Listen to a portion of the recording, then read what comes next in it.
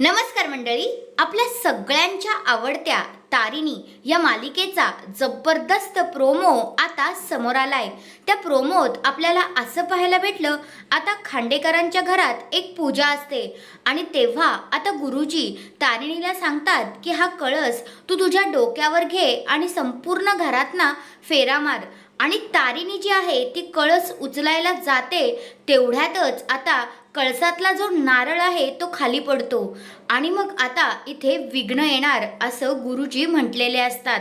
आणि मग सगळेजण शॉक झालेले असतात, कौशिकी वगैरे सगळे तिथेच उभे असतात आणि सगळेजण हा प्रकार पाहून खूपच थक्क होतात, कारण तारिणीच्या हातून नारळ सटकलेला असतो। मग गुरुजी म्हणतात आता अपशकुन झाला आहे, घरावर विघ्न येणार आहे।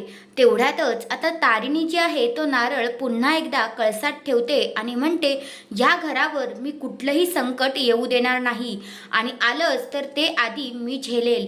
तेवढ्यातच आपला केदार मस्त असा तिथे बोलतो बरं का, की तारिणी तुझ्यासोबत मी कायम आहे, तू आणि मी दोघेही मिळून घरावरचं संकट दूर करूया, असं ते दोघेही आता बोलतात आणि पुन्हा नव्याने सुरुवात करतात।